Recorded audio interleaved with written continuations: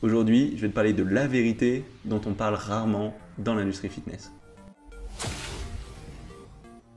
Salut, ici Nico, et aujourd'hui je voulais te parler de quelque chose qui me tient très à cœur, ce que j'ai appelé la vérité qu'on ne dira pas dans l'industrie fitness.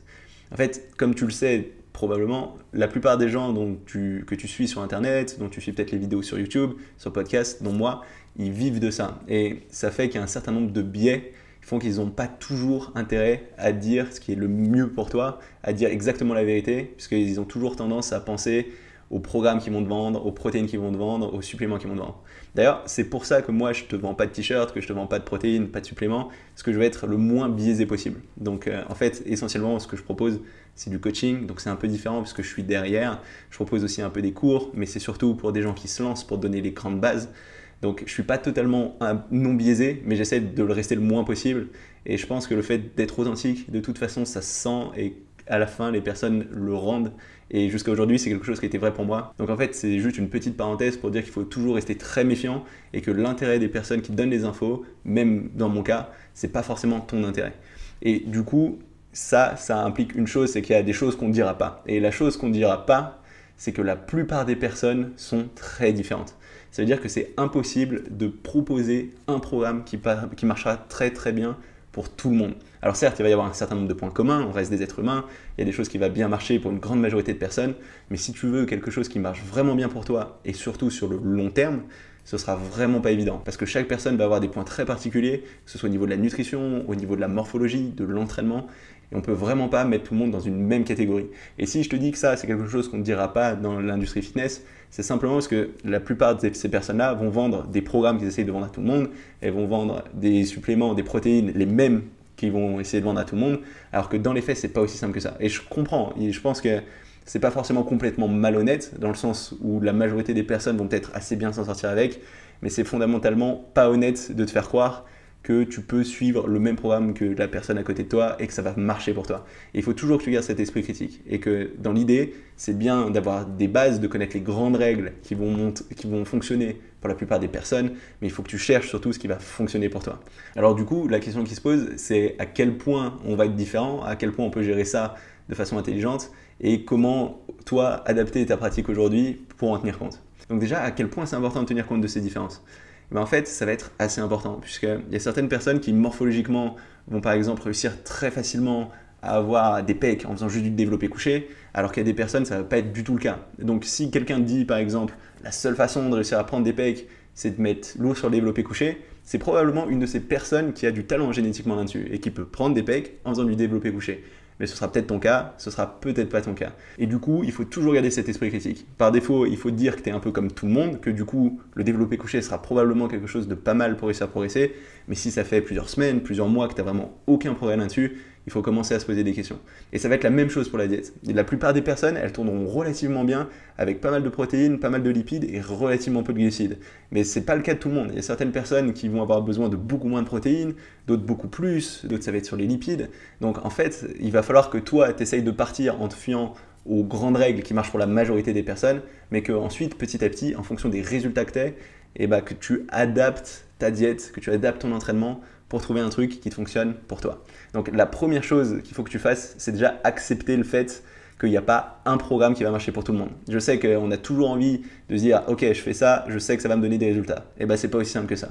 Ça veut dire que peut-être que tu as la meilleure diète pour 80% des personnes et que pour toi, ça ne donnera rien. Mais la seule façon de savoir, c'est d'accepter que tu peux être différent, de te lancer et ensuite de voir comment tu réponds et de t'y adapter. Donc ensuite, la deuxième chose à faire, ça va être d'essayer déjà de connaître les bases, les grands principes que tu vas retrouver chez la plupart des personnes et qui probablement atteindront de bons résultats. Et là, c'est pas forcément évident, il faut que tu ailles regarder un peu sur Internet, toujours en gardant ton esprit critique. Moi, autant que possible, je vais regarder tout ce que font les anglo-saxons, puisque c'est vrai que la culture bodybuilding, musculation, elle n'est pas très développée en France et qu'il y a peu de gens qui vont être très pertinents quand il s'agit d'expliquer vraiment ce qui se passe derrière. Donc moi, j'essaye de faire mon mieux, mais je sais que je suis encore loin d'être quelqu'un de très éduqué là-dessus, que j'ai encore beaucoup de chemin à faire. Donc si tu maîtrises un peu l'anglais, je te conseille vraiment d'aller jeter un coup d'œil, par exemple sur des chaînes comme Ben Pakulski, d'aller voir Juggernaut Training System, ou même il y a un super podcast qui s'appelle Revive Stronger. Je vais mettre tout ça dans les notes sous la vidéo. Mais c'est des tas de choses où tu vas avoir des experts qui ont bossé dedans depuis des années, qui sont concentrés sur des athlètes naturels et qui seront capables au moins te donner une perspective sur quels sont ces grands principes. Donc l'éducation, c'est quelque chose de vraiment important. Tu ne peux pas juste suivre une personne qui te dit « fais comme ça », puisque cette personne, elle aura forcément des biais, elle aura forcément eu des choses qui marcheront très bien pour elle à cause de sa génétique et qui marcheront peut-être pas bien pour toi.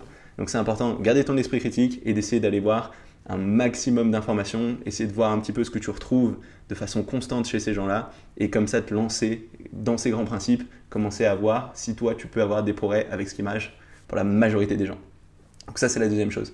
La troisième chose, ce sera de suivre ta progression. Ça veut dire noter sur chaque exercice par exemple les poids que tu utilises, de savoir où tu en es niveau progression, savoir aussi avec quel macronutriments, quel ratio tu auras tendance à bien progresser. Par exemple, au début, tu peux suivre quelque chose de très classique avec 2 grammes de protéines par kilogramme de poids du corps, 3-4 grammes de glucides par kilogramme de poids du corps et peut-être 1 gramme de lipides par kilogramme de poids du corps. C'est un bon ratio de macronutriments pour commencer, mais à partir de là, tu pourras essayer de varier un petit peu tes quantités, voir comment ça impacte ta progression et c'est comme ça que tu vas trouver ce qui marche pour toi. Puisque les grandeurs moyennes, par essence, elles vont bien marcher pour la moyenne. Mais il se trouve que toi, sur certains points, tu es forcément un peu en au-dessus, un peu en dessous et qu'il va falloir que tu adaptes ça. Alors au début, il faut déjà que tu sois sur ces grandeurs de base pour savoir à peu près où tu es, être sûr de ne pas être complètement dans les choux.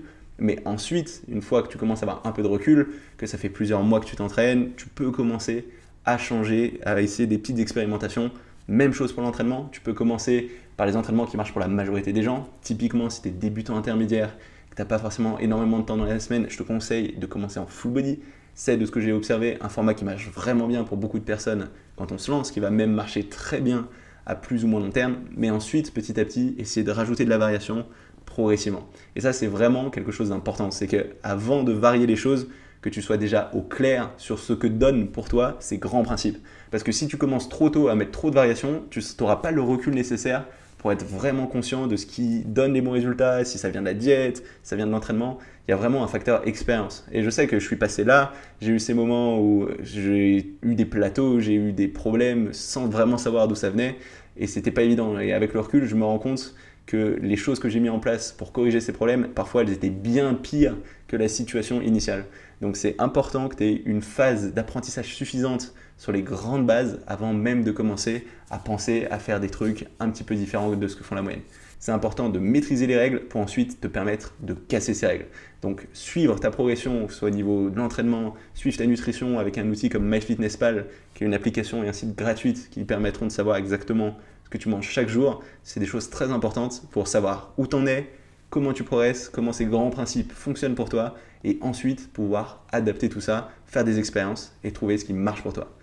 Donc en fait, c'est un processus qui est assez simple. Il suffit d'accepter que ça va prendre du temps, que certes, en tant que débutant, sur les premiers mois, tu vas très vite progresser, mais que rapidement, si tu veux maintenir ta progression sur le long terme, il faudra que tu te concentres sur une approche long terme, que tu regardes quels sont ces grands principes, que tu t'éduques sur ces principes, que tu les assimiles et ensuite que tu prennes du recul, que tu suives progressivement ta progression avec ces grands principes et que tu sois capable de faire des petites expériences, des petites variations pour trouver ce qui marche vraiment bien pour toi.